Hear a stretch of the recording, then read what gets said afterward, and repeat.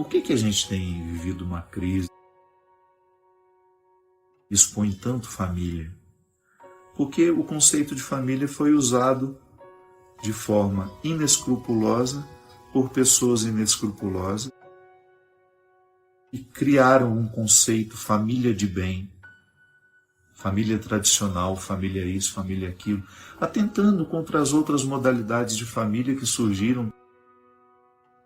Cuidado. Cuidado que a sua hipocrisia, ela faz mal a você no primeiro momento. Depois faz mal também aos que são cristãos, os que ficam desmoralizados com você. Porque por trás tem aquela família tem aquela fachada de família bonita, para ganhar uma eleição, para ganhar isso, para ganhar a atenção das pessoas, para ganhar visibilidade. Isso acontece um modelo de família perfeito. E você sabe que lá nos bastidores não é nada. Mas vende. Mas quantas hipocrisias foram construídas ali? Você identifica que as pessoas daquela foto se traem. Marido trai mulher, mulher trai marido, filhos traem marido, pais que mentem para eles, enganam. O contexto de traição ali, eu estou dizendo que existe. Não estou falando desse ou daquele caso, não. Eu dei agora o exemplo das fotos. Claro, muitas e muitas ali são de verdade. O que eu estou dizendo é que nas redes sociais nós vendemos um conceito de família que não corresponde àquele que nós vivemos na particularidade. A gente se ama em público, mas se odeia em particular. A gente se elogia, troca elogios inúmeros nas redes sociais, mas somos incapazes de ligar, dizer alguma coisa em particular e pessoal. Então, o conceito de familiaridade precisa ser cuidado, senão se você se divorcia, volto a dizer, a obrigatoriedade do sangue escreve. A gente não está garantido só porque temos o mesmo sangue. Quantos irmãos enganando irmãos, traindo, cruel, enganando financeiramente, passando a perna. Isso é família? Eu deixo de ser no momento em que eu sou cruel com meu irmão. Eu me aparto do conceito, porque o conceito é sagrado. Por outro lado, muitas vezes nós encontramos o conceito de família entre amigos. Eu, há muito, deixei de pensar família.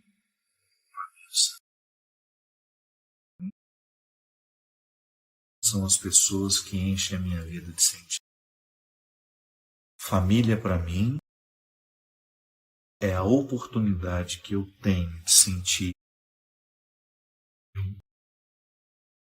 Eu sou comunitário. É quando o outro consegue arrancar de mim a generosidade naturalmente. Eu sinto vontade de me dividir. Eu sinto vontade de me dividir. Eu sou naturalmente arrancado do meu egoísmo. Eu não quero isso só para mim. Eu quero dividir com você. É ali que você identifica que ama. É ali que você identifica que o conceito de família de fato fez sentido para você. Eu não fico contabilizando mesquinhamente o quanto eu lhe dei, o quanto eu recebi. Não. É gratuito, a relação é gratuita. Ela é marcada pela generosidade, por aquilo que há de melhor, por aquilo que há de mais elevado na vida humana. E aí eu identifico, sim, isso é ser família. Às vezes não tem o mesmo sangue, na maioria das vezes é assim. A gente não tem o mesmo sangue, mas a gente se sente família. É amigo que ultrapassou a condição de amigo. É muito mais. Aliás, eu nem sei se a gente pode dizer isso, né? Eu acho que o destino de todo grande amor é virar amizade. Então, se a gente diz que ficou amigo, é porque a gente já ultrapassou a fraternidade, a gente já ultrapassou a maternidade, a paternidade. Eu sempre digo isso. Você já deve estar cansado de me escutar falar isso. Mas a amizade é o último estágio de todo grande.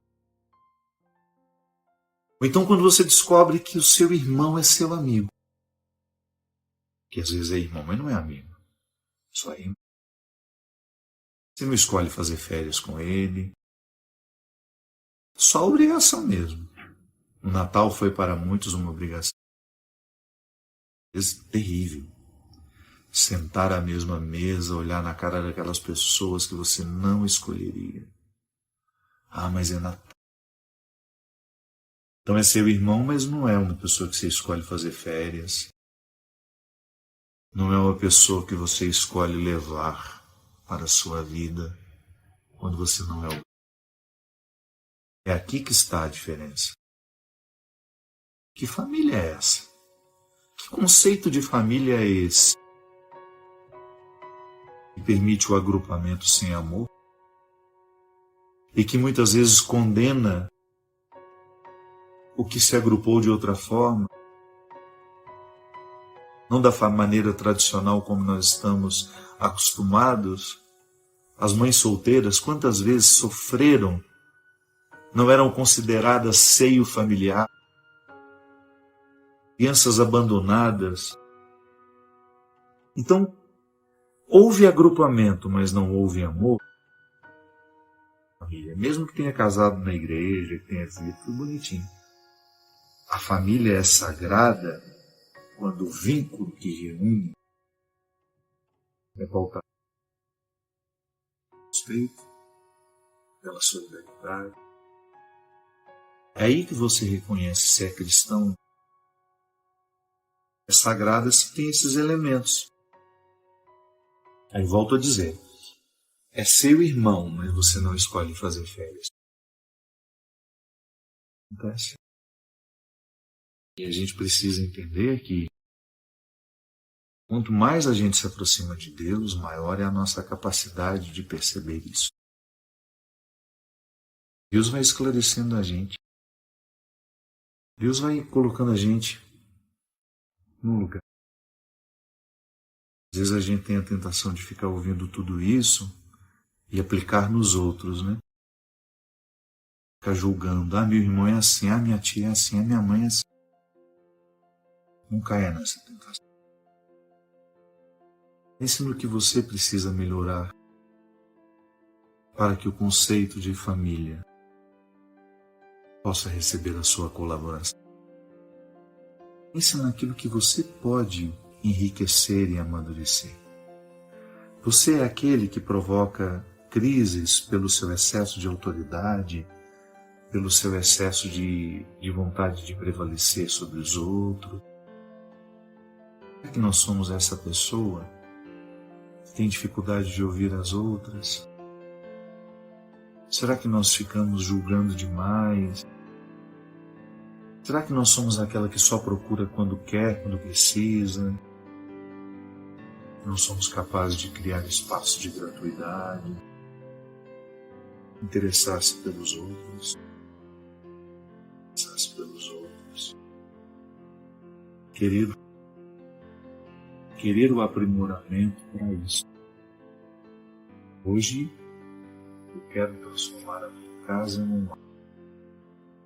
Eu quero transformar esse agrupamento que nós temos aqui em casa. E o mais bonito ainda, minha gente, transformar essa família em sagrada. Esse milagre depende de nós. A gente poder, sabe, ser um lugar familiar no mundo. Você tornar-se um lugar familiar. para que as pessoas que passarem pela sua vida usufruam desse valor. Tão bom você saber que você provocou coisas boas no outro, que a sua palavra não feriu, mas que a sua ou ainda que ela feriu para amadurecer, não ferir para machucar somente, não. Às vezes uma palavra que eu digo amorosamente vai no nossa Senhora, era o que eu precisava ouvir. Aquilo fere para provocar um fruto.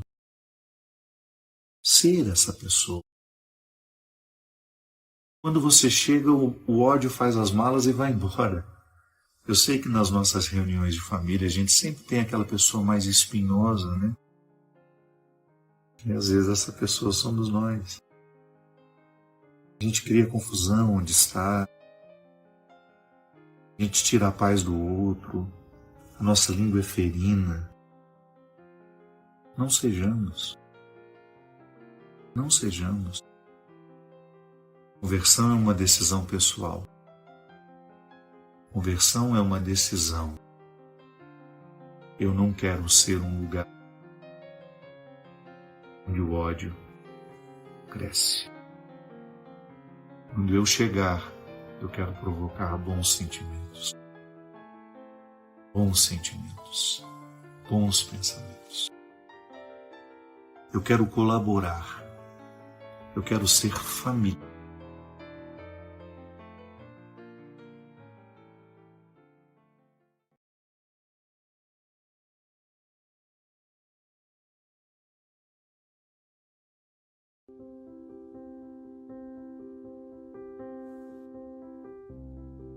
Eu me lembro daquela cena do filme Titanic, quando aquelas mulheres estavam no barco, no bote, que era para ter muito mais pessoas, e elas escolheram ir logo no início e largando as pessoas para trás, porque elas estavam com medo de que aquele bote ficasse cheio. A personagem, que eu não me lembro o nome da atriz, uma atriz que tem uma presença muito marcante no filme, ela diz assim que, enquanto ela via o navio afundando, e aquele bote ainda com espaço para pessoas, e eles não voltaram, porque algumas pessoas que estavam no bote gostariam de voltar para buscar mais gente, mas a maioria não quis.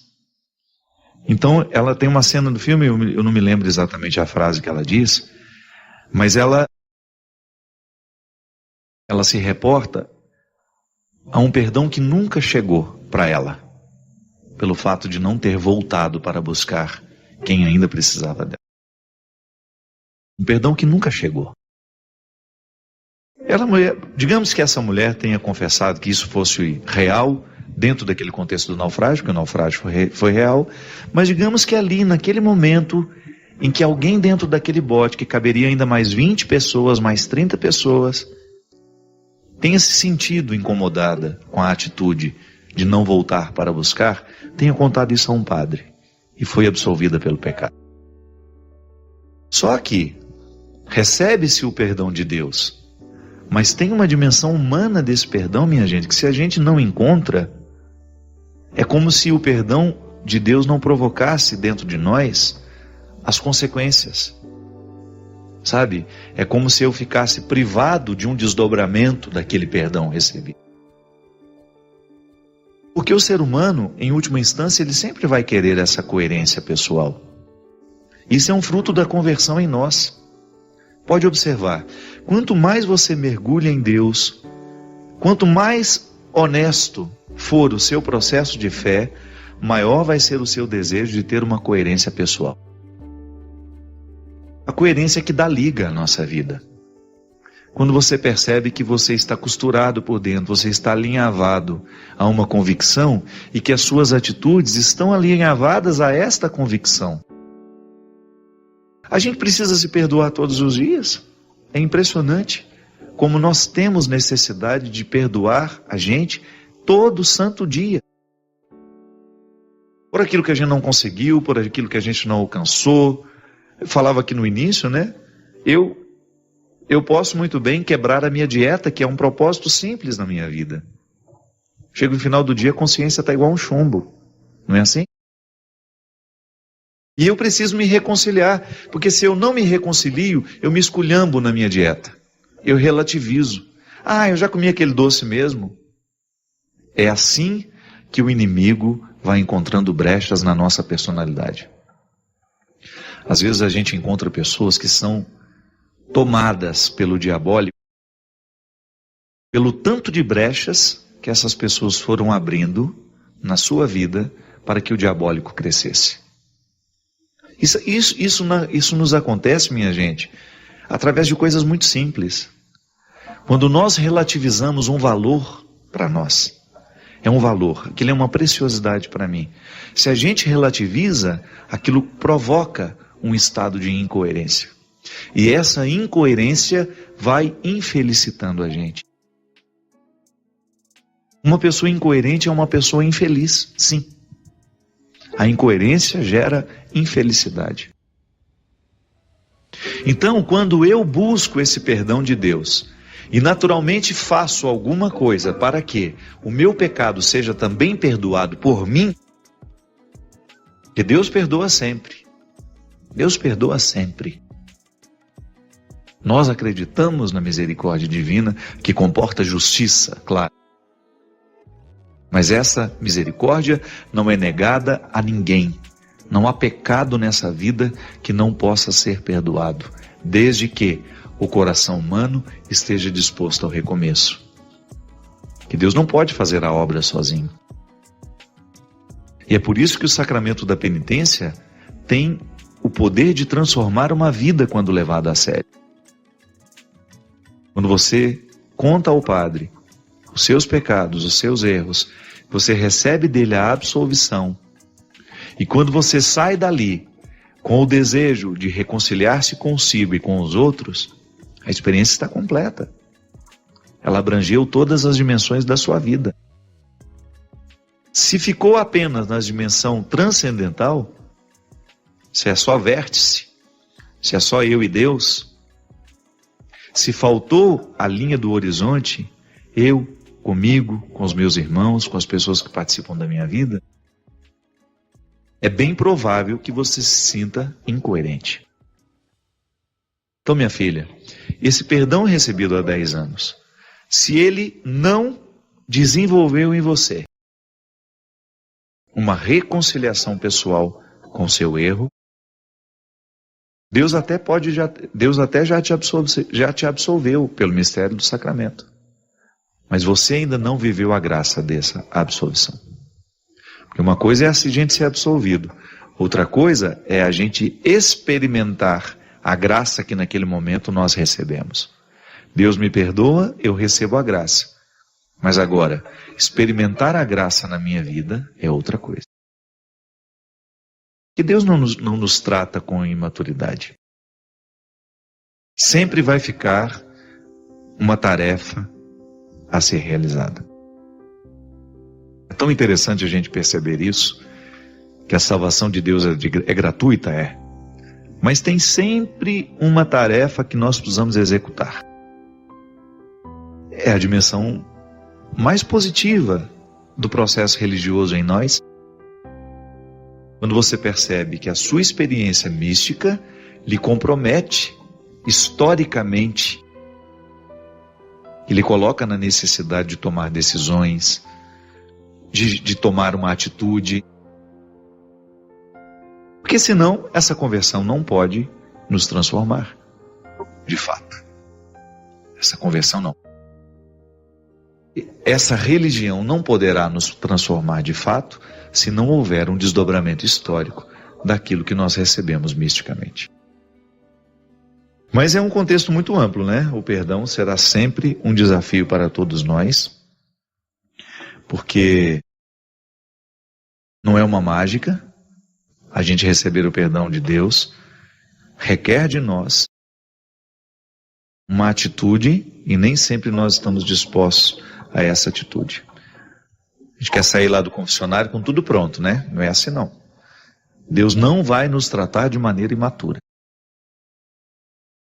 Infeliz daquele que quer pautar a sua experiência religiosa no modelo imaturo de relacionamento. Se a mãe não pode fazer isso com o filho, imagina se Deus vai fazer isso com a gente. Me lembro que minha mãe nos educou assim. Se a gente aparecia lá em casa com uma coisa que não era nossa, não adiantava explicar que ganhou, que foi isso, foi aquilo. Ela fazia ir lá e passava vergonha na gente. Quero ver se ganhou mesmo. Aí no meio do caminho, não ganhei muito não achei. Até você confessar que você roubou. Tava lá no quintal do outro, eu peguei pra mim. Então você não ganhou, então você vai lá devolver. Ela fez isso com meu irmão uma vez, me lembro direitinho. Ela contar a história, porque eu ainda não tinha nem nascido. Meu irmão apareceu lá com um carrinho que não era dele. Ela perguntou, onde você arrumou esse carrinho? Ah, eu ganhei de fulano de tal. É mesmo? É. Então vamos lá perguntar por que ele te deu. Aí ficou apavorado na hora, mas aí aceitou ir. Aí no meio do caminho começou a chorar. Não, na verdade eu não ganhei não. Eu peguei lá para brincar um pouco, sem a presença do proprietário. É assim, imagina, se a mãe da gente nos dá essa oportunidade de crescer através de um erro cometido, que aquilo ali fica registrado, minha gente. Um menino de 6, 7 anos, tem uma mãe que vai lá no momento em que ele faz alguma coisa errada e não passa a mão na cabeça, você começa a ser homem desde cedo. Senão a gente vira um verme na vida. Se a gente não tem alguém para nos colocar esse limite, a gente vira um verme. É impressionante como a gente desgringola com muita facilidade. O ser humano tem uma facilidade muito grande a ser safado. E a gente precisa colocar essa safadeza dentro de um contexto de controle. Para isso nós somos educados. Então Deus não vai fazer isso conosco. Errou? Assuma as consequências do seu erro. Eu lhe perdoo, eu lhe dou a graça para recomeçar, mas faça a sua parte. No Santo dos Santos, nós entramos só nus. Talvez seja a coisa que mais me dói como homem. Não é como padre. Talvez seja o sentimento que mais me machuca. É quando eu vejo um discurso religioso negando a outro o direito de ser recebido por Deus.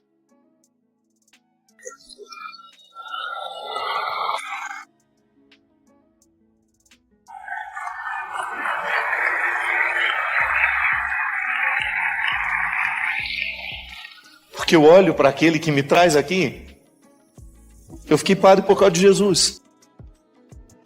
O que me faz ser cristão, graças a Deus, é Jesus. É olhar para o seu jeito de viver, para o seu jeito de pensar e descobrir que faz sentido para mim. Faz sentido para mim. Se hoje eu deixasse de ser padre, se eu fosse expulso, eu continuaria cristão. E eu não mudaria uma palavra do que eu tenho dito. Porque faz sentido. E para mim o especial é perceber que o sentido que eu percebo dentro de mim está alinhavado pelas Escrituras. Jesus não dispensou ninguém que fosse honesto, minha gente. O único que foi com uma resposta um pouco estranha foi aquele menino que trouxe um monte de diploma para ele, que o Evangelho chama de jovem rico. Que riquezas eram essas? Todas as que impediam de chegar ao Santo dos Santos, que é aquele lugarzinho estreitinho dentro do templo, onde só os sacerdotes tinham o direito de entrar uma vez por ano, era o lugar privilegiadíssimo do encontro, e que é ressignificado por Jesus no momento em que ele encontra com a samaritana. Aquela mulher estava privada, ela era rejeitada, ela tinha uma cultura de rejeição dentro dela. Ela era rejeitada por ser mulher, ela era rejeitada por ser samaritana, era rejeitada por ter uma vida absolutamente incorreta. E Jesus diz para ela: se quiser, você não só pode entrar dentro do templo, você pode entrar ao Santo dos Santos. É o lugar mais especial. Ele não usou essas palavras para ela. Mas você deduz que o que ele estava sugerindo para ela era isso. Livre-se das rejeições que os outros colocaram dentro de você. Livre-se das rejeições culturais, livre-se das rejeições religiosas, de tudo aquilo que foi um discurso desonesto, que não compreendeu quem você era, porque foi feito a partir de um homem ou de uma mulher que também não compreenderam quem eles eram. Seja honesto. Quando for evangelizar alguém, quando for evangelizar os seus filhos, seja honesto. Olhe-se. E também encontre essas rejeições que estão tão arraigadas dentro de você. Sim, todos nós aqui, de alguma maneira, um dia, foi nos colocada essa compreensão tão equivocada. Deus tem dificuldade com você, viu? Por isso. Mas eu estou te falando isso porque te amo. Ah, tá. É o último da fila que ele escolhe. Você olha para os apóstolos, os discípulos que Jesus quis com ele. Eu não escolheria nenhum deles. Aí você, num determinado momento da sua vida, se sente menos cristão por isso. Porque você tem dificuldade de sentir-se amado. Porque o resultado da sua vida não é satisfatório. Não é o suficiente para você sentir que Deus possa ter um carinho por você. Nós estamos errando. Em algum lugar nós estamos errando terrivelmente. Porque se nós provocamos isso nas pessoas, se nós estamos colocando uma indisposição entre elas e Deus, de alguma forma nós estamos errando na construção dessa palavra, na construção desse discurso. Eu não sei o que restou de você, eu não sei quantos anos você tem de cristianismo, eu não sei quais foram as batalhas que você precisou enfrentar, quantas pessoas olharam com desdém para você, quantas pessoas ainda olham nos dias de hoje não acreditando na sua luta. Eu não sei quantas pessoas olharam com desprezo para você pelos erros que você havia cometido ou pelas próprias escolhas erradas que você fez, não sei. O que eu sei é que se você não colocar essa rejeição sob comando, você ficará privado de saber o quanto Deus ama você. Ele troca reinos. A palavra diz isso. Troca reinos. Dispensa toda e qualquer riqueza para ficar com você. Eu não tenho direito de mudar uma linha desse evangelho. Então, se eu estou errado, eu prefiro errar ao lado dos que hoje são rejeitados. Se eu estou errado,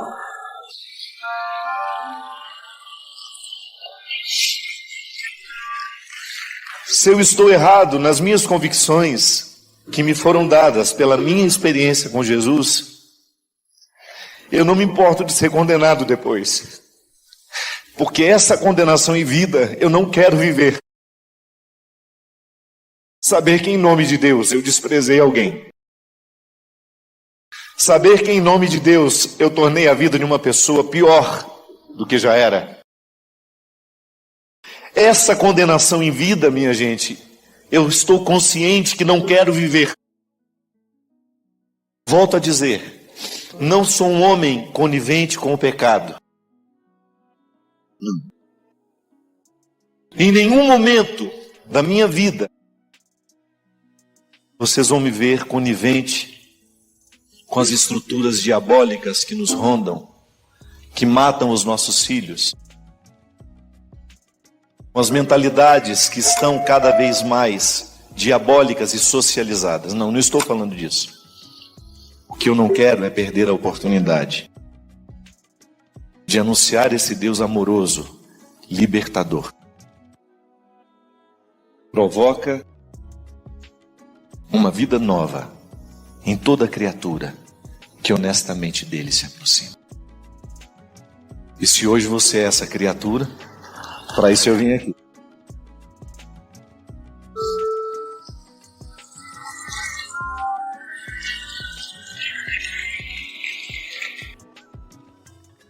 Você pode ter certeza, eu sou um homem de muitos erros, de muitos defeitos, mas eu não perco de vista o amor que Deus tem por mim. Não estou acomodado nos meus pecados e nem tampouco quero me acomodar neles. Já cometi muitos, mas eu não rejeito nada do que eu fiz nessa vida. Porque é justamente o que eu fiz na minha vida, de certo e de errado, que me trouxe aqui hoje e que me... Para isso você faz direção espiritual, para isso você reza. Para eu encontrar os que estão querendo o mesmo que eu. Ah, eu quero essa melhor versão, gente. Eu não quero morrer sem o download de tudo que eu posso. Sabe, quando eu sei que Deus colocou dentro de mim um ser humano tão bonito, eu quero fazer ele vir para fora. Ontem, quando o professor falava, meu Deus, como nós somos ignorantes, né? Você não sentiu vontade de estudar ontem, não? Eu senti. Se tivesse uma faculdade aberta, eu ia lá me matricular para o vestibular.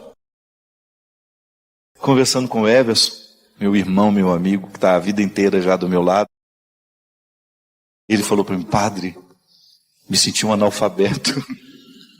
Eu fui 2, Everson. É tão bom a gente ver uma pessoa sábia, um conhecimento, articulando tudo aquilo que a cultura lhe deu. E olha que ele ainda não é a melhor versão. Daqui 10 anos esse homem vai estar mais brilhante ainda, mais brilhante, mais brilhante. O apóstolo Paulo foi assim. Aquela versão, quando caiu do cavalo, nossa, matava a gente. Mandava matar a gente. Olha a última versão de Paulo. É essa que nos chega. Um homem brilhante que conseguiu compreender a liberdade humana, que compreendeu Deus inerente ao homem, o homem inerente a Deus. Quando eu olho, eu não sou ainda a última versão que posso. Tenho tanta coisa a buscar dentro de mim. Então, para isso, eu preciso olhar bem para as pessoas que eu deixo me influenciarem. Sabe, isso é sério. Se eu insisto numa ambiência fútil, esqueço, não vou crescer. Agora, se eu me cerco de situações e pessoas que vão me ajudar a avançar, 5 pessoas? Existe a média, né? Falam que o estudo que nós somos a média das 5 pessoas que a gente mais convive. Se a gente convive com pessoas que nos influenciam de forma negativa, a gente vai se tornando como elas. Sério isso, não é? Quem são as suas 5 pessoas?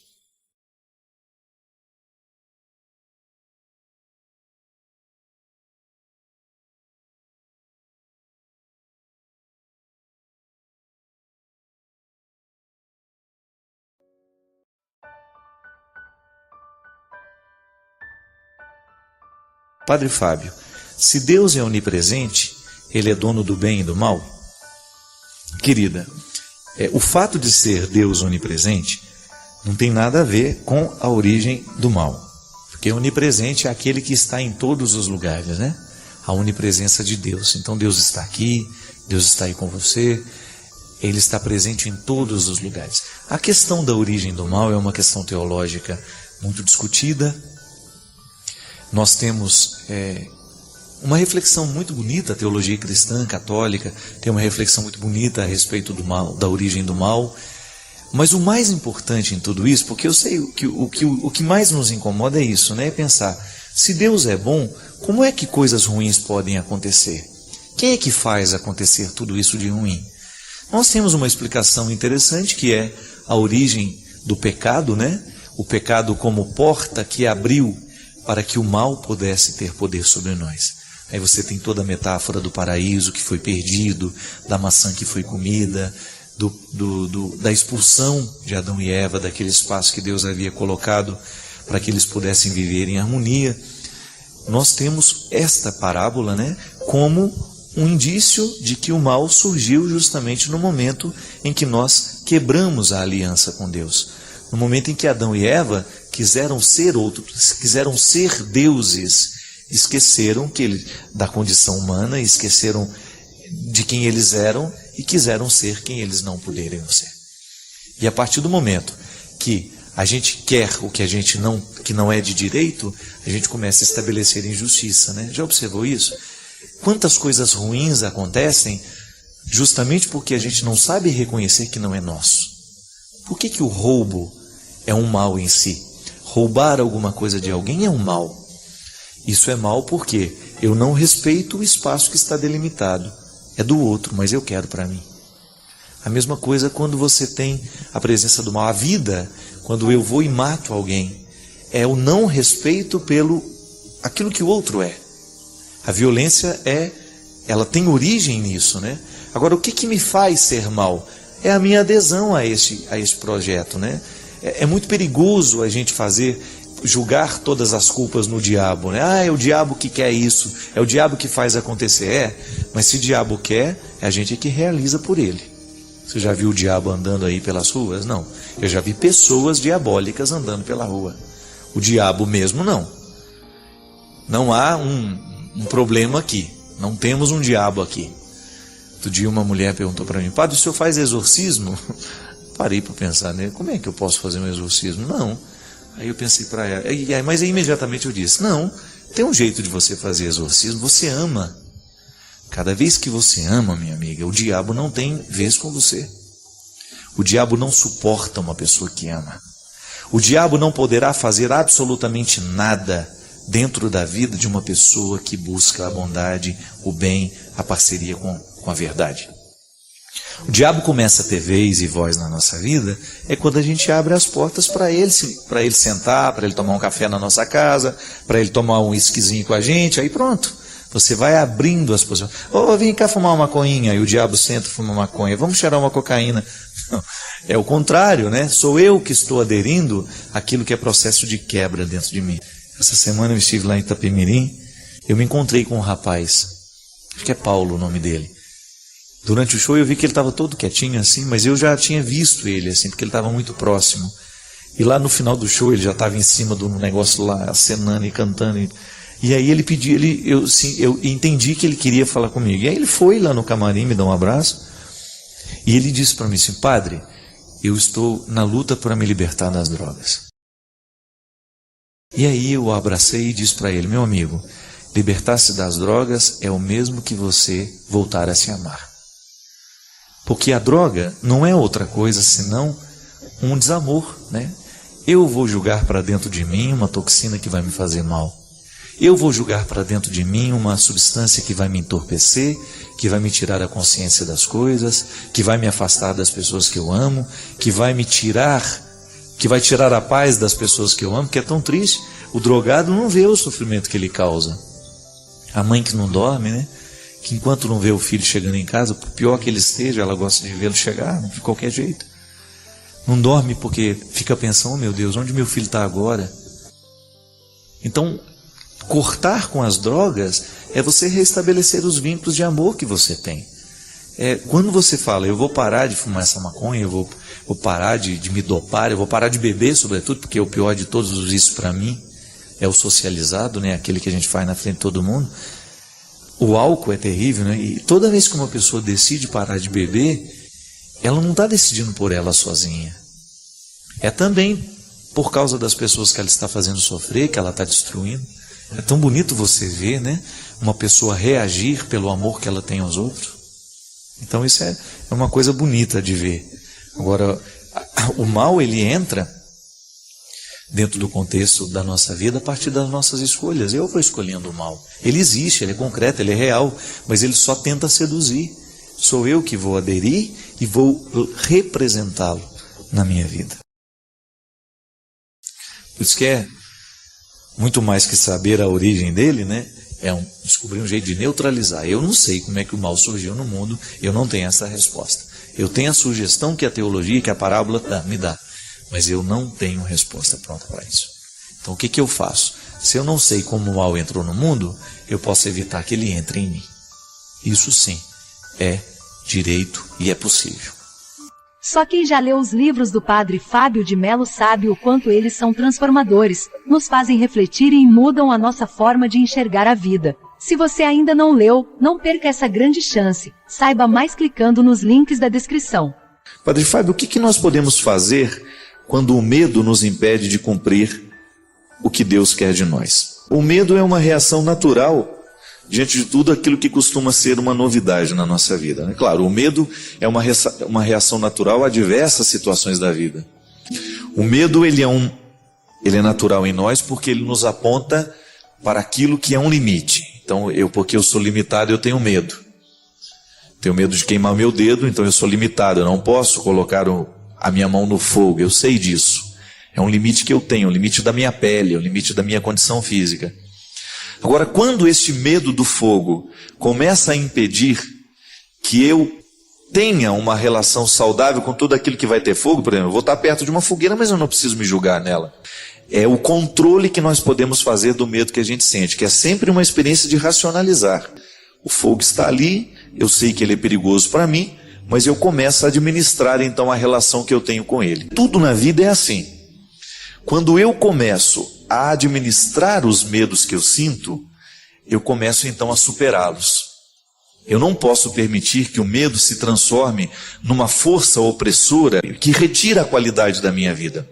Nós muitas vezes seremos tentados a viver o medo da novidade, tudo aquilo que será novo na nossa vida, as mudanças que a gente vai enfrentar. Quem não sente medo, por exemplo, quando vai ter que mudar de trabalho, a gente não sabe se vai dar certo, quem vai se casar, que vai enfrentar um novo estilo de vida, sempre vai passar pela experiência do medo, porque a novidade, a gente vai sair de uma região cômoda, de uma realidade que a gente já está acostumado com ela, e a gente vai se deslocar para um território novo. E é natural que isso seja, que a gente tenha medo disso. Não é natural é que o medo prevaleça, né? Por isso que a gente precisa ter sempre o cuidado de administrar as realidades novas, sempre buscando essa coragem que minimiza o poder do medo. Quando a gente sente que nós estamos tendo medo demais e a gente está perdendo oportunidades por causa do medo que a gente sente, a gente perde oportunidade preciosa. Outro dia eu até encontrei uma moça, né, que estava me fazendo uma partilha. Padre, eu estou tendo muito medo de crescer no relacionamento com o meu namorado, porque o último relacionamento que eu tive me fez sofrer muito. Então ela não conseguia investir no novo relacionamento, porque ela trazia as marcas de um relacionamento que foi muito trágico para ela. Terminou com muito sofrimento, ela sofreu muito nas mãos daquele rapaz, daquele namorado antigo. Então ela agora estava enfrentando o medo de que, se ela amasse novamente, ela iria ter que passar pela mesma situação que ela passou. E é aí que a gente precisa racionalizar, é a fórmula que muitas vezes dá certo. Como é que eu vou racionalizar uma situação? Como é que essa menina pode racionalizar esse medo que ela tem do novo relacionamento? É pensar, este rapaz que eu estou namorando agora não é o mesmo, não necessariamente tem a mesma personalidade do que eu namorei antes. Não significa que o que eu vivi com o outro, eu vou ter que viver com esse também. Isso é racionalizar. Porque o grande desafio, minha gente, é a gente colocar sentido e razão no que a gente sente. Colocar um sentido no sentimento. Isso é, colocar uma luz sobre aquilo que eu estou sentindo e compreender o meu sentimento, que nem sempre é verdadeiro. Nem tudo o que eu sinto é verdadeiro. Então, eu sinto medo de ser traído de novo. Mas pode ser que eu não tenha razões para isso. Pode ser que a pessoa que esteja do meu lado hoje não me dê nem motivos para eu estar sentindo este medo, mas porque eu tenho marcas do passado, então hoje eu lido com ela com medo, insegurança. É interessante a gente perceber que o humano será sempre necessitado de cura. Muitas vezes o relacionamento não dá certo hoje, é porque a gente ainda não se curou do relacionamento que passou, que aconteceu e que foi trágico para todos. Então essa coisa de organizar a vida aos poucos, à medida em que a gente vai vivendo, corrigindo os nossos sentimentos, né? Fazendo a digestão emocional. Quando a gente come uma coisa que nos faz mal, a gente passa a indigestão do estômago, não é? Mas quando a gente sente também alguma coisa que nos fez mal, a gente precisa viver a digestão emocional, que é aquele processo de você eliminar o que não foi bom e guardar o que foi bom. Isso é digestão. A digestão bem feita é aquela que o organismo guarda o que ele extraiu do alimento e joga fora o que não presta mais. Fez a digestão. Quando não faz a digestão é porque a comida ficou parada no estômago. E como o estômago não foi feito para ficar guardando a comida, mas ele foi feito só para ser um instrumento para aquela comida ser digerida e ser jogada as proteínas, vitaminas, os sais minerais dos nossos alimentos para o sangue continuar alimentando o corpo, o estômago não foi feito para ficar um lugar de depósito, a gente tem a indigestão. A comida ficou mais tempo do que deveria ficar, por alguma razão, ou porque estava estragada, ou porque foi pesada demais, comeu mais do que deveria, né? No afeto e no sentimento as coisas acontecem do mesmo jeito. E muitas vezes eu vivo essa indigestão emocional assim, guardando dentro de mim aquilo que já deveria ter sido eliminado, ou julgando para a minha psique, né? para a minha vida afetiva, aquilo que foi o aprendizado de tudo que eu vivi. Se eu não faço essa digestão, eu guardo aquilo como uma coisa ruim e começo a projetar nos outros aquilo que não deu certo daquela primeira experiência. E isso muitas vezes nos causa medo. Quando a gente vai para o relacionamento com o outro, trazendo as marcas de um passado que não foi bom. Muitas vezes nós levamos isso também, não é só na questão do namoro, do casamento, não, na amizade, não. É em tudo na vida, às vezes a gente faz a leitura do novo que está diante de nós, com aquilo que a gente já tem como experiência. Então é o grande desafio de fazer com que não prevaleça o medo, não prevaleça sobre nós aquilo que foi a experiência do passado. O medo será sempre natural, porque nós vamos analisar a vida a partir do que a gente já experimentou. E se aquilo que a gente experimentou, a gente não colocou no lugar certo, então a gente vai correr o risco de fazer desta experiência sempre determinante para a gente, como nos medrando, nos limitando e nos impedindo de ir além. Mas é sempre bom a gente fazer esse esforço para que esse medo não prevaleça. Padre Fábio, o que nós podemos fazer quando o medo nos impede de cumprir o que Deus quer de nós? O medo é uma reação natural diante de tudo aquilo que costuma ser uma novidade na nossa vida, né? Claro, o medo é uma reação natural a diversas situações da vida. O medo ele é natural em nós porque ele nos aponta para aquilo que é um limite. Então, porque eu sou limitado, eu tenho medo. Tenho medo de queimar o meu dedo, então eu sou limitado. Eu não posso colocar a minha mão no fogo, eu sei disso. É um limite que eu tenho, um limite da minha pele, um limite da minha condição física. Agora, quando este medo do fogo começa a impedir que eu tenha uma relação saudável com tudo aquilo que vai ter fogo, por exemplo, eu vou estar perto de uma fogueira, mas eu não preciso me julgar nela. É o controle que nós podemos fazer do medo que a gente sente, que é sempre uma experiência de racionalizar. O fogo está ali, eu sei que ele é perigoso para mim, mas eu começo a administrar então a relação que eu tenho com ele. Tudo na vida é assim. Quando eu começo a administrar os medos que eu sinto, eu começo então a superá-los. Eu não posso permitir que o medo se transforme numa força opressora que retira a qualidade da minha vida. Nós muitas vezes seremos tentados a viver o medo da novidade, tudo aquilo que será novo na nossa vida, as mudanças que a gente vai enfrentar. Quem não sente medo, por exemplo, quando vai ter que mudar de trabalho, a gente não sabe se vai dar certo, quem vai se casar, que vai enfrentar um novo estilo de vida, sempre vai passar pela experiência do medo, porque a novidade, a gente vai sair de uma região cômoda, de uma realidade que a gente já está acostumado com ela, e a gente vai se deslocar para um território novo. E é natural que isso seja, que a gente tenha medo disso. Não é natural é que o medo prevaleça, né? Por isso que a gente precisa ter sempre o cuidado de administrar as realidades novas, sempre buscando essa coragem que minimiza o poder do medo.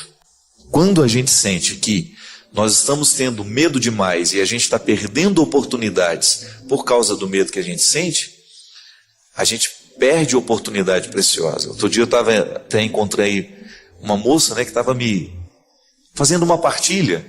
Padre, eu estou tendo muito medo de crescer no relacionamento com o meu namorado, porque o último relacionamento que eu tive me fez sofrer muito. Então ela não conseguia investir no novo relacionamento, porque ela trazia as marcas de um relacionamento que foi muito trágico para ela. terminou com muito sofrimento, ela sofreu muito nas mãos daquele rapaz, daquele namorado antigo. Então ela agora estava enfrentando o medo de que, se ela amasse novamente, ela iria ter que passar pela mesma situação que ela passou.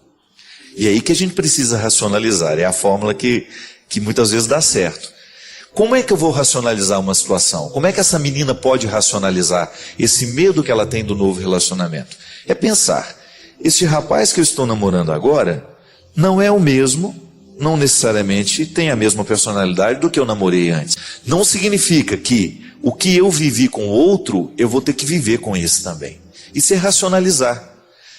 Porque o grande desafio, minha gente, é a gente colocar sentido e razão no que a gente sente. Colocar um sentido no sentimento. Isso é, colocar uma luz sobre aquilo que eu estou sentindo e compreender o meu sentimento, que nem sempre é verdadeiro.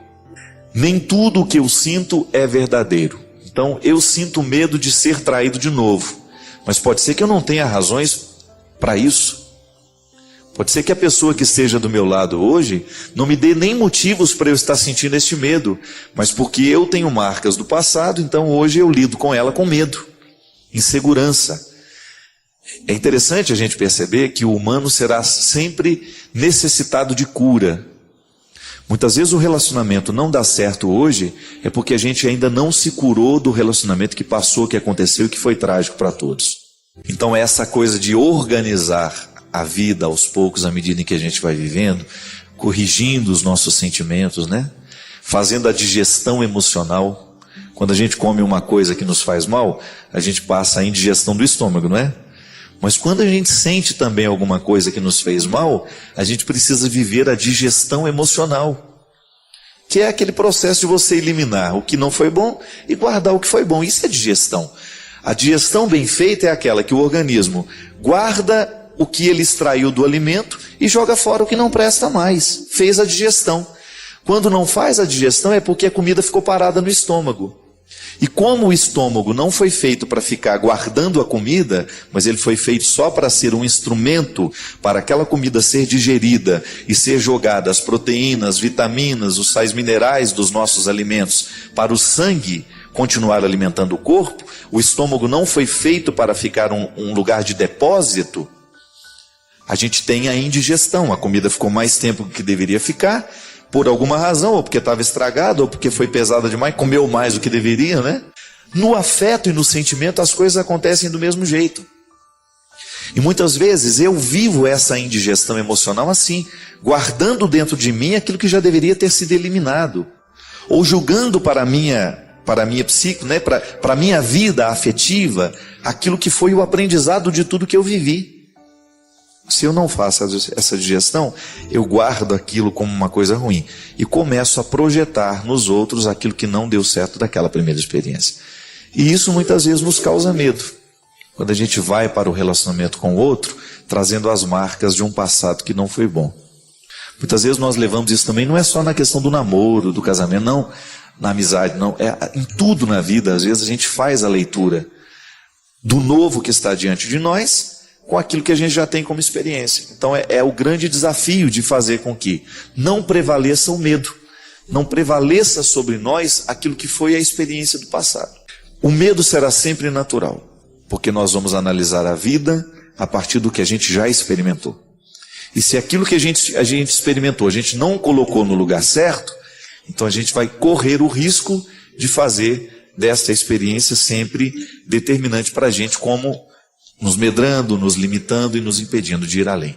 Mas é sempre bom a gente fazer esse esforço para que esse medo não prevaleça.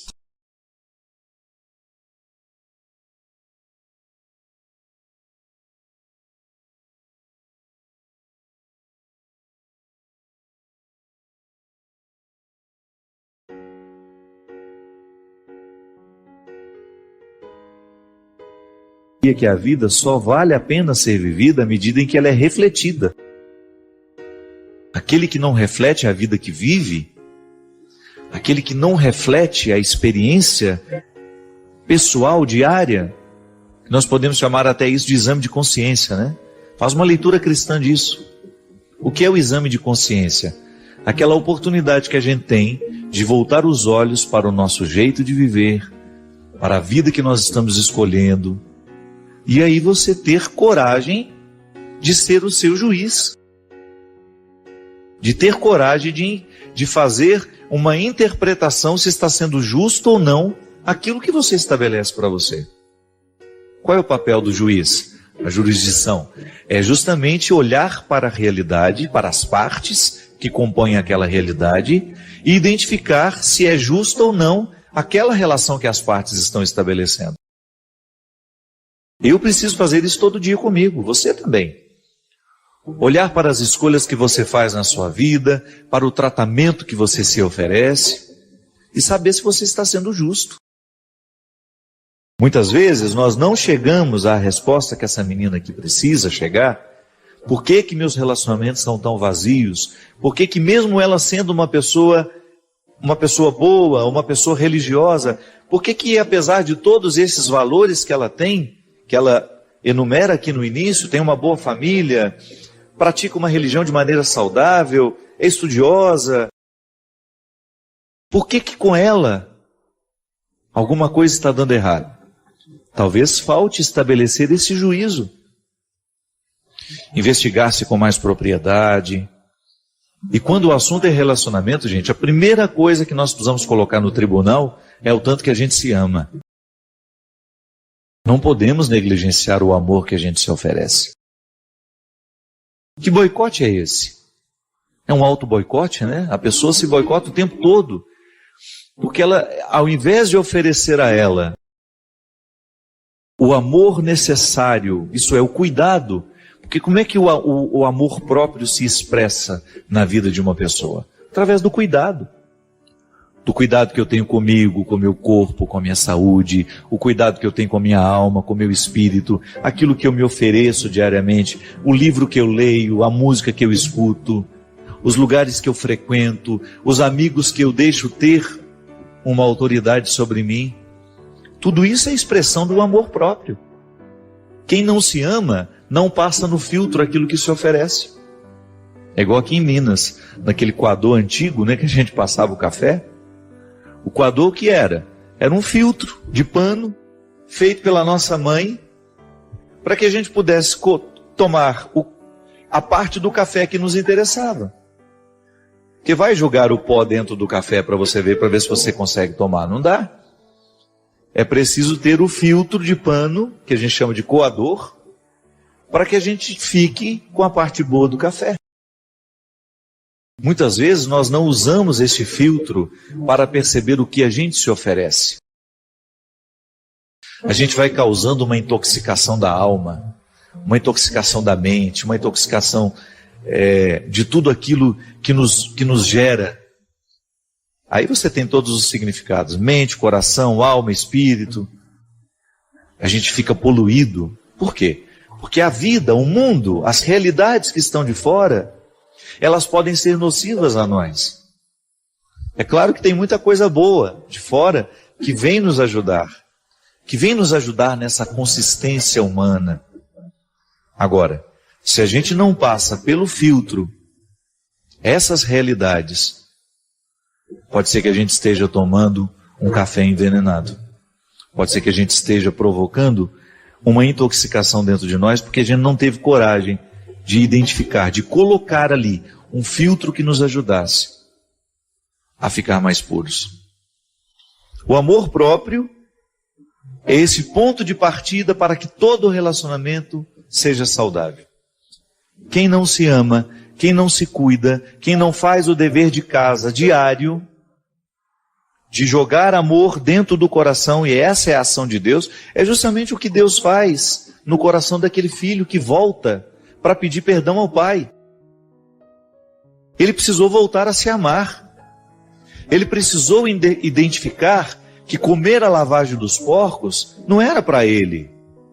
Engraçado, né? Você vê naquele rapaz a identidade que não havia sido totalmente perdida, que é quando ele lembra que ele tem pai. Isso é amor próprio.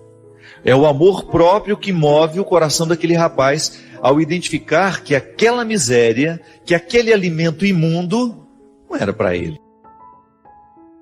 Minha gente, quantos de nós ficamos nos alimentando de sentimentos estragados que podem ser comparados à lavagem dos porcos?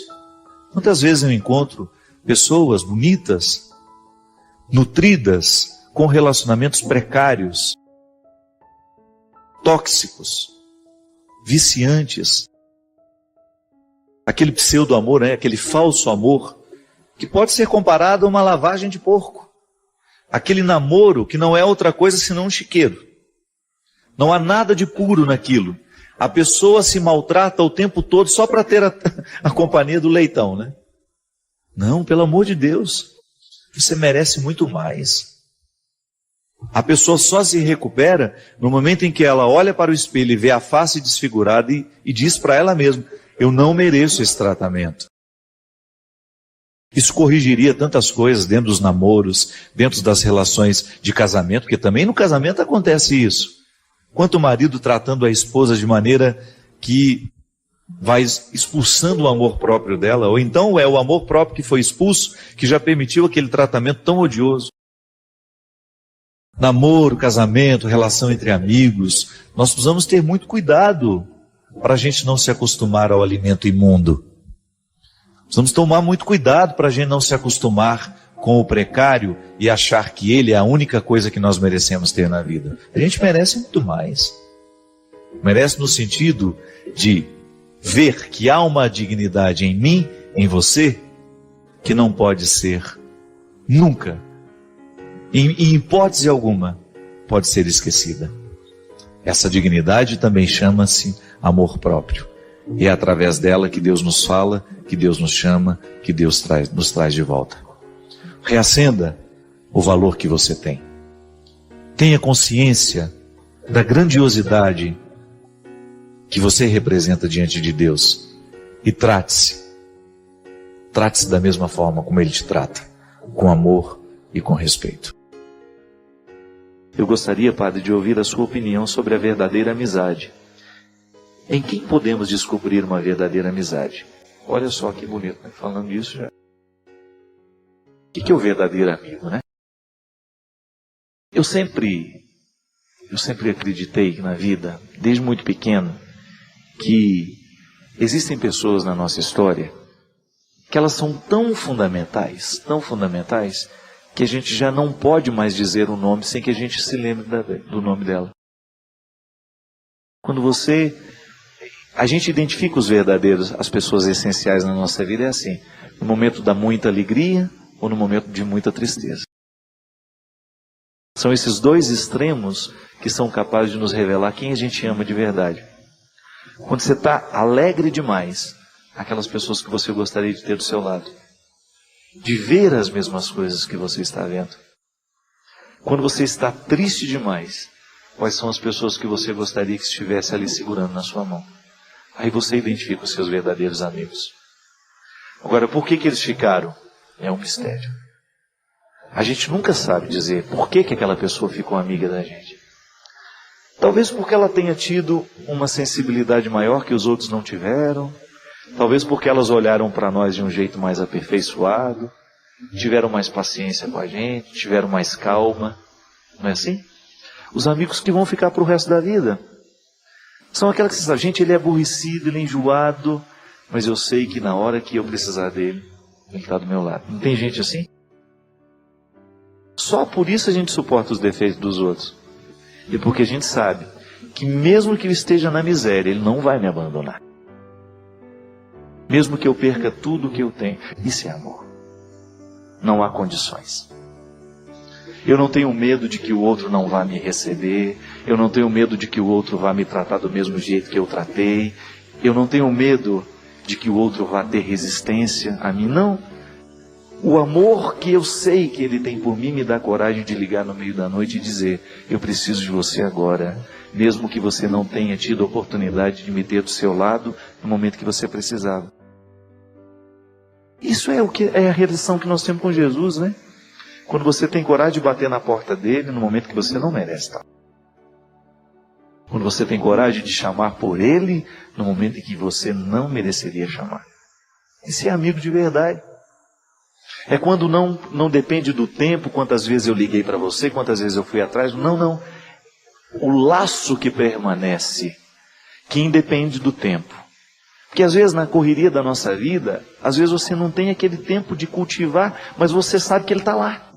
Eu tenho uma amiga minha, Marina, que cada vez que eu ia embora, eu até me emociono, sabe, quando eu me lembro disso, porque não foram fáceis os momentos em que ela me disse isso. Ela sempre me disse em momentos em que a minha vida estava sendo difícil. Cada vez que eu pegava o meu carro, que no apartamento da minha mãe não tinha garagem, eu deixava o carro na casa dela. Era a última frase que eu escutava toda vez que eu ia embora. Ela no portão, ela olhava para mim e falava assim: "Tô aqui, viu?" A Marina, ela não fazia parte do meu dia a dia, ela não está lá do meu lado em Taubaté, ela mora em Formiga. Mas para mim aquela frase ganhou um significado tão grande, gente, porque cada vez que eu me recordo da necessidade de ter alguém do meu lado, eu me lembro dessa frase, sabe? Estou aqui, viu? Isso é, eu não faço estardalhaço, eu não crio muito barulho, eu não dou muita notícia, mas eu estou aqui. O tempo vai passar, as coisas vão ficar diferentes. Pode ser que eu não tenha a oportunidade de estar aí, pode ser que eu não tenha a oportunidade de chegar a tempo, mas fique sabendo que eu estou. E como essa frase tem o poder de repercutir em quem é amado? Talvez quem ame nem sabe o tanto que isso repercute. Porque experimentar a misericórdia pelo lado dos fortes, não sei se tem muita vantagem. Eu quero ver a gente saber experimentar a misericórdia pelo lado dos fracos. Quando você precisa ser o amado, quando você precisa ser o ajudado, quando você precisa ser aquele que sai do lugar para pedir a ajuda. E aí nessa hora, neste momento, você saber que as coisas poderão ser resolvidas com aquela presença que você sabe que não muda. Está ali. Alguém que lhe assegura estar ali. Eu estou aqui. Gostaria de terminar de um jeito diferente, quem sabe, né? Nunca tive a oportunidade. Eu não sei qual é a possibilidade que eu tenho de estar na sua vida. Eu não sei de que forma eu posso estar na sua vida. Pode ser que de uma forma concreta, pode ser que você me conheça, pode ser, não sei, pode ser que seja só pelo programa, pode ser que seja pelo e-mail. Eu gostaria de também poder dizer para você, movido pela força de um evangelho que eu acredito. Pode ser que você esteja marginalizado, pode ser que você nem goste de padre, mas goste do que eu falo. Eu gostaria de continuar estando aqui. Só isso. E poder dizer para você, eu estou aqui. Eu estou aqui para pagar o preço que eu sei que eu preciso pagar, para poder exercer o meu ministério do jeito que eu exerço, para continuar lutando por aquilo que eu acredito, para ser um ser humano, e só isso. Um ser humano que de repente queira fazer a diferença no mundo, buscando os marginalizados do nosso tempo. Quem sabe aliviando alguma culpa, quem sabe passando a mão na cabeça de quem precisa, e assim, curando as dores do mundo do jeito que a gente pode. Eu quero lhe dizer que nós estamos aqui para ser o apoio, quem sabe, que você precisa, para concretamente poder agir, para poder fazer alguma coisa, para melhorar esse mundo. E quem sabe você aí também descobrir isso. Para quantas pessoas hoje você poderia dizer isso? Aconteça o que acontecer na sua vida, eu estou aqui.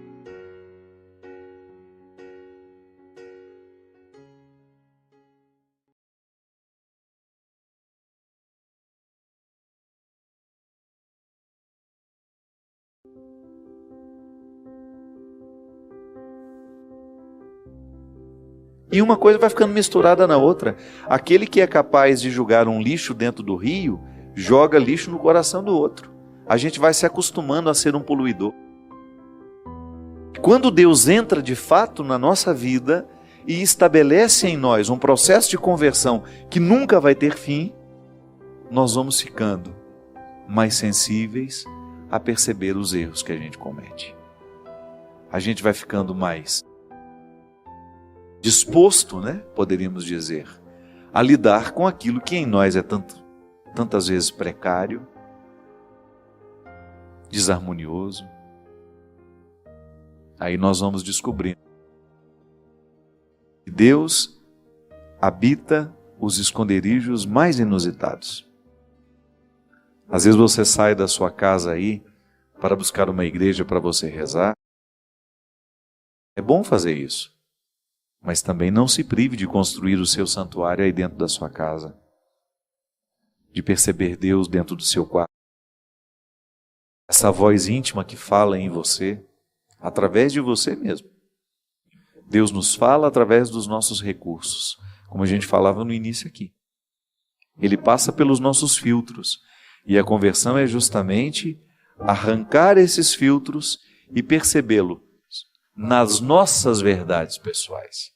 Aí sim, aí nós estamos falando de um encontro pessoal, sério e profundamente transformador.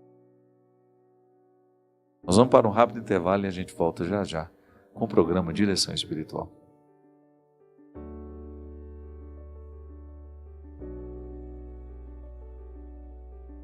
Estamos de volta com o programa Direção Espiritual. Obrigado a você que nos assiste, obrigado também a você que nos indica. A gente sabe que muitas pessoas que já conhecem o programa Direção Espiritual, que já permitiram que essa agenda fizesse parte da sua vida, né, desde o tempo que nós estamos aqui às quintas-feiras, indicam esse programa a outras pessoas. Sempre aqui uma oportunidade que nós temos de refletir, temáticas que nos são comuns, porque é muito interessante. As pessoas são diferentes, mas os problemas são os mesmos. Então, os assuntos que a gente fala, as questões que a gente levanta, às vezes sugerida por pessoas que nos escrevem, sempre tem uma representatividade muito grande. São muitas pessoas que se sentem ali representadas naquela resposta que a gente dá. Ou então, o programa há muito tempo deixou de ser perguntas e respostas, né? A gente gosta muito mais da boa prosa, da boa conversa. A gente não tem ansiedade de responder aqui ao vivo as cartas, porque a gente acredita que a gente chega ao conhecimento da verdade à medida em que a gente reflete. Eu recebi uma carta de uma pessoa que eu admiro muito. Ela é lá da minha cidade de Formiga. Ela fez parte do meu processo educacional, ela era orientadora. E eu já até falei dela aqui, a Lurdinha Gomes, Dona Lurdinha, como eu era acostumado a chamá-la. Uma mulher bonita, que tem um sorriso acolhedor, que fez muita, mas muita diferença na minha vida, pelo simples fato de eu vê-la ali nos corredores da escola, Aureliano Rodrigues Nunes, onde eu fiz o meu primário. A Dona Lurdinha já era uma mulher que nos inspirava muitas coisas boas. Interessante, né? Algumas pessoas não precisam nem dizer muita coisa para nós. O simples fato de estarem presentes dentro de um ambiente, não é verdade? Já comunicam tanto com o seu jeito de ser. E ela transmitia uma serenidade, um equilíbrio. É claro que eu não sabia dar esses nomes naquela época, né? Eu só percebia que a presença dela me fazia bem. E eu tive a grata satisfação de me encontrar com ela quando eu estive em Formiga por ocasião do show que fizemos para ajudar a Santa Casa.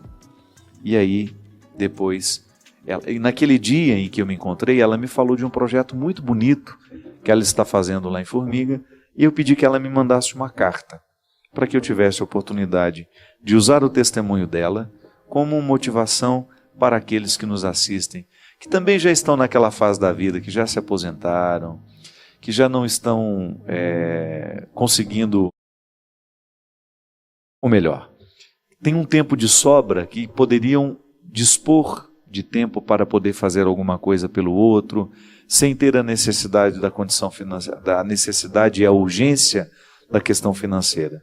Porque o trabalho voluntário ele chega na nossa vida justamente para nos ajudar a dar sentido a um tempo em que nós temos mais...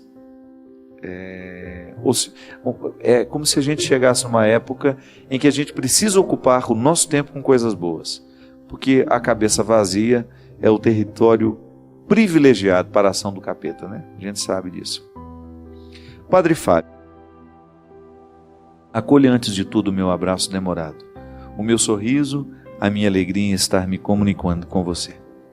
Aqui em Formiga, onde mora, a nossa terra natal, eu sou voluntário em trabalhos voltados para a recuperação de dependentes e codependentes do álcool e outras drogas. Participo e vivencio atividades dos grupos de AA, Alcoólicos Anônimos, Al-Anon, que são familiares das pessoas que frequentam o AA, e o AE, o Amor Exigente. Pela minha gratidão a Deus, pela minha serenidade, só por hoje, participo e colaboro com esses grupos de forma física e também espiritual. Tendo Deus como meu guia. Ponto. Sou viúva de alcoólatra, mãe de filha alcoólatra, cuja doença do alcoolismo está paralisada há mais de 8 anos, graças ao seu hábito diário do uso da prece, da meditação, procurando melhorar seu contato consciente com Deus, consigo mesmo e com o próximo.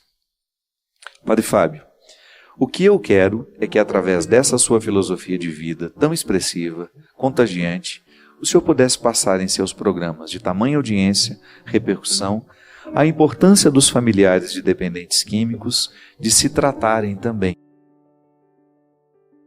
em sua codependência. Sabe-se que codependente é uma pessoa que tem deixado o comportamento de outra afetá-la e é obcecada em controlar o comportamento desta outra pessoa. O que quero?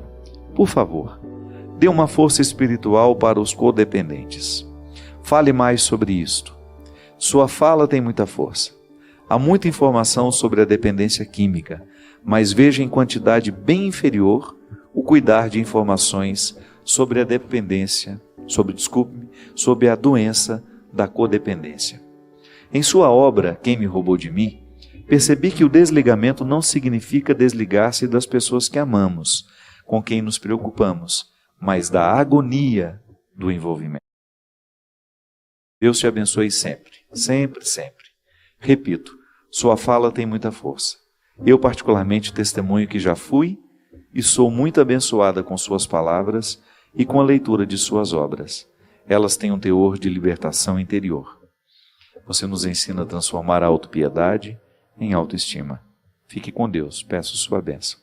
Lourdinha Gomes, 12 de julho de 2015. Muito obrigado, querida. Muito obrigado. Fico muito honrado de saber que você, que participou de maneira tão positiva do meu processo humano, agora me dá a oportunidade de também participar do seu. A Lourdinha toca um aspecto muito interessante. Toda vez que nós temos um quadro de vício dentro das nossas casas, nós temos desses dois papéis que precisam ser identificados. O dependente, que é aquele que sofre diretamente o problema do vício. Então, se ele usa cocaína, o dependente de cocaína, ele tem todas as consequências nefastas, desastrosas de ser um dependente. O alcoólatra, a mesma coisa. Mas a gente precisa pensar nos outros que participam dessa história também, não como dependentes da química que vicia, mas como aqueles que sofrem as consequências do poder destruidor que aquela droga tem na vida de quem a consome. O codependente, que é justamente aquele que está ligado de maneira muito direta, que participa das consequências do álcool, da droga na vida daquele que é o dependente. E é justamente essa ajuda que esses grupos que a dona Lourdinha fala têm prestado. Eu me lembro do trabalho belíssimo do grupo do Amor Exigente, que era justamente prestar apoio a mães, irmãos, pais, filhos, daqueles que são dependentes. Eu mesmo, meu pai teve uma época que enfrentou o problema do álcool. Eu me lembro, ele ia para o AA e eu, minha mãe, íamos para o Al-Anon, que era um grupo de apoio para os familiares daqueles que têm o problema do álcool dentro de casa. Eu acho que agora o Al-Anon se estende mais. Na nossa época era apenas alcoólatras. Auxílio aos que tinham os familiares alcoólatras. pode ser que com o tempo, né, esse grupo tenha ampliado um pouco o seu campo de atuação. O fato é que em todas as cidades nós vamos encontrar esses grupos de apoio. E é interessante, minha gente, que quando você sai da sua casa para buscar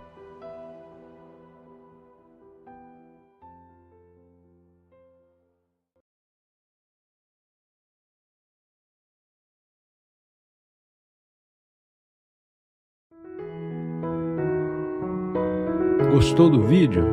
Deixa o like, inscreva-se e compartilhe. Escreva o seu pedido de oração aqui nos comentários.